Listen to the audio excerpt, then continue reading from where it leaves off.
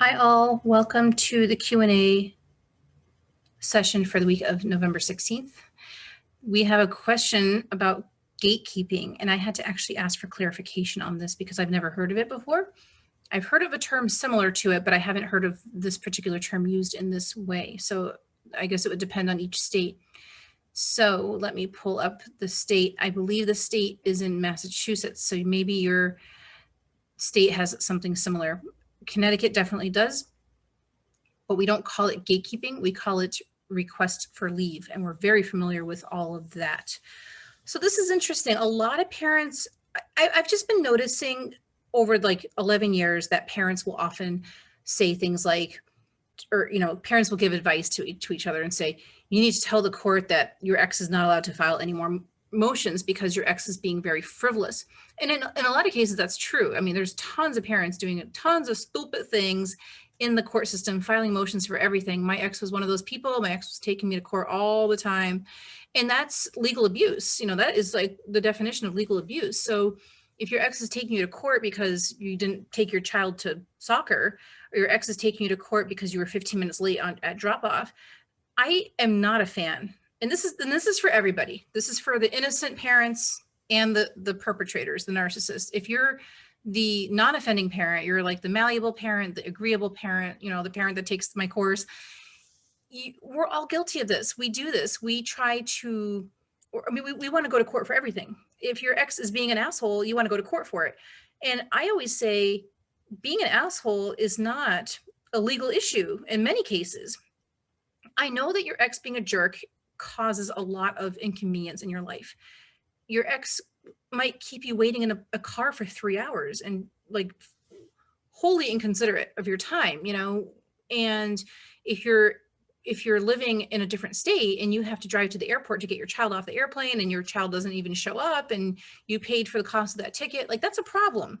So there are situations where I think you should go to court for non-legal issues, because it's not illegal to not put your child on a plane necessarily, unless it's a contempt of the court order, which probably is.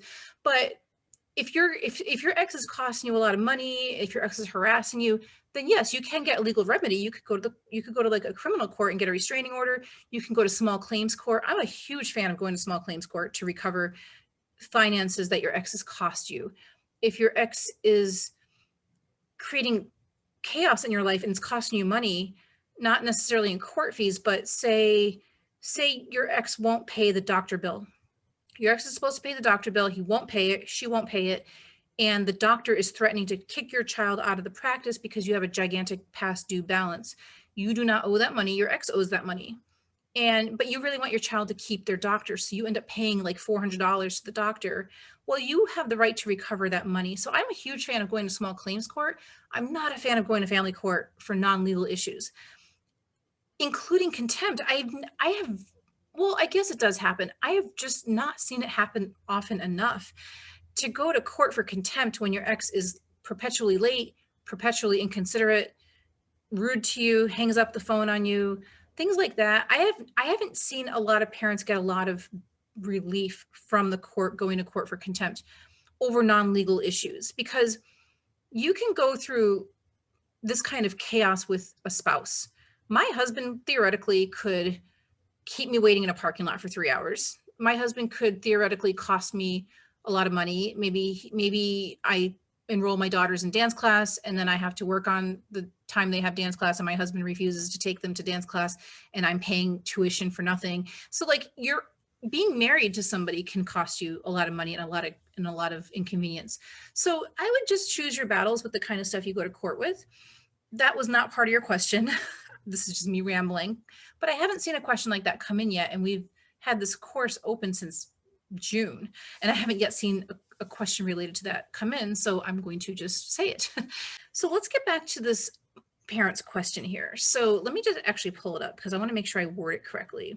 Are you familiar with gatekeeper that the judge can issue to your case? And I didn't know what that was. So I asked for clarification, and the parent said, this is when they stop you from filing anything with the court. You need to ask the gatekeeper if the court will let you put in a motion to modify any sort of motion, I guess. We do have a system like that in Connecticut. And if typically this will happen because somebody's being very frivolous with the court system. Now, the problem with this situation, it seems like a good thing. Like, oh my gosh, I would love to have a gatekeeper. My ex is always taking me to court. And in many cases, I think that's a great idea. The problem is that it often applies to both parents. So if you're the non-offending parent and you have a legitimate issue that you want to take to court, like a real issue, an actual legal issue, the gatekeeping might apply to you as well, even though it's not your fault that there's gatekeeping. That is what happened in my case. That's what happened in my husband's case. Both my husband and me are permanently banned from ever going to court again. We cannot ever go back to court again. We have we're permanently barred from the court system. My husband, my current husband, has gone to federal court to complain because it's a violation of the First Amendment to deny a private citizen access to a public resource like a family court. You can't deny people access to justice. If somebody has a grievance and they need to go to the judicial branch to address their grievance and they're locked out of the court, then that's a violation of the First Amendment. It's a violation of the 14th Amendment because the 14th Amendment demands equal protection of the laws. And if you're being locked out of court, you're not getting equal protection of the laws. And if you have a legitimate colorable claim, like what they call a justiciable controversy, that's basically a legal issue. So again, like I said a few minutes ago, most parents go to court for non-legal issues. They're going there just to bitch about their ex. And I get why parents do it. Again, I sympathize with you. I just find that some parents are going to court over everything. And so if the court wants to ban you from accessing a public service, there are situations where the state can actually violate your rights. You have your fundamental rights are not absolute. There are restrictions. And if you're going on fixedfamilycourts.com, you will see that Ron and Sherry outline that in more detail. But the state has to apply a balancing test. It's called a constitutional balancing test. And if you're in this situation, like the parent who reached out and asked me this question, I would make sure that the balancing test is happening. Now, so oftentimes the parent will be like, yes, oh my God, I have a gatekeeper. Thank God I'm not going to be harassed anymore. And they just don't do anything. But I would look at the age of your youngest child, which if I remember correctly, I believe your youngest is 7 or 9. So let's just say you have 10 years left of your child being a minor. You do not want necessarily a gatekeeper in your case for 10 years because that could potentially bar you from going to the court system. And that's not fair because you're not the a-hole, your ex is. And so what I would do, and I don't know how you would go about doing this. I mean, you can't really like ask the court a question. Ask me a follow-up question if you find that you actually do have an order from the court saying you can't go back without a gatekeeper. So the state is allowed to violate your fundamental rights. If you have the First Amendment right to access justice, which you do, the state is allowed to put restrictions on your fundamental rights. Like, what? How is that possible? It's true. We all have restrictions on our rights to own guns. We can't just shoot guns in a grocery store. Well, you can't just walk into a grocery store parking lot and start shooting your gun at the sky. You do have the Second Amendment right to bear arms, but you can't just blow your gun anywhere you want. So there's limitations on accessing your rights. I mean, you have a First Amendment right to free speech, but that does not mean you get to tell someone that you're going to kill them and then you're going to bury them in the desert. I watch a lot of mafia movies when I'm not teaching courses and answering your questions. So yeah, that's like a little fun fact about me. I'm a pretty violent movie watcher. But yeah, you can't just be like, I'm gonna bust a cap in your ass, and you can't scream fire in a theater. There are limitations on your privacy rights. You have a privacy right to you have a Fourth Amendment privacy right. But if your house is on fire, the fireman could kick your door down and put out the fire. If there's gunshots going off in your house because you're using your Second Amendment right and you're just blowing your gun off, shooting at your ceiling, shooting your fish tank. I swear my Q&As never, no, I'm usually not like this. I'm sorry. If you are just shooting your gun off, the paramedics can go in and bust down your door. You no longer have that Fourth Amendment right. The government, I believe paramedics are a branch of government because they work for the executive branch. So I believe they are a a derivative of government. Police could break down your door if they hear gunshots. So there are limitations on your rights, always. They're never absolute. So in your case, if the court is putting a gatekeeper, I would somehow find out if the court will instill a balancing test. You want the court to meet three criteria. You want to make sure that the court is advancing a compelling state interest. Go to fixedfamilycourts.com for more information on all this. It's called a constitutional balancing test. You want to make sure that the court is advancing a compelling state interest. So is it in the state's interest for you not to be going to court all the time? Well, probably. The state's probably going to save a little money if your ex is filing motions constantly. That's a lot of resources. The marshals have to get paid, the clerks have to get paid, custodians, things like that. There's a lot of infrastructure involved when your ex is filing stupid motions. So it can be seen as a compelling state interest. Like, you can't just call 911 all the time, even though you have the right to do that. You can't just call them every single day. So there is limitations. So that's the first prong of the constitutional balancing test. Is there a compelling state interest? Now, the second prong is it narrowly tailored?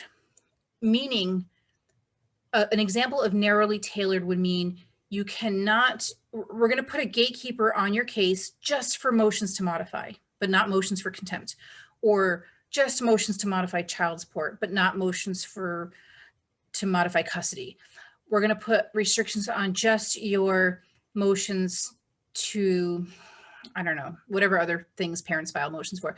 So narrowly tailored would mean they're narrowing down the issues. Now, if they put a blanket restriction on your ability to file motions like they did to me and they did to my husband and I are permanently banned from the family court system because we're like the biggest troublemakers in the state.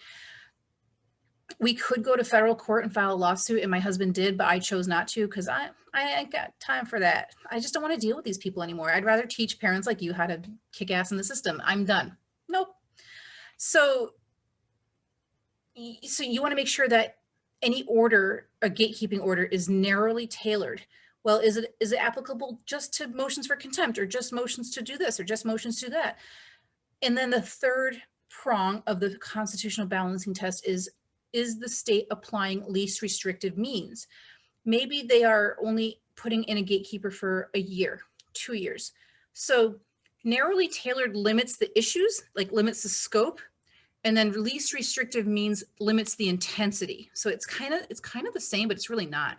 Narrowly tailored narrows down the number of issues, and then least restrictive means reduces the impact. It's like, there's a better way to describe it, I'm sure, but they're related, but they're not quite the same. I would start researching constitutional balancing test. It's not that difficult to learn. And if you're going to get a gatekeeping order, I would make sure that the constitutional balancing test is applied, because the worst thing in the world would be 5 years from now, you really need to get to court and you can't because of this gatekeeping thing. And it often will punish the non-offending parent. And so I'm not a fan of parents going to court for non-legal issues because it's a messy system and it's horrible. And again, married parents deal with crap from their spouse. And I know that you divorced your ex. I get that. You're probably thinking, well, why should I have to deal with their crap? I divorced them.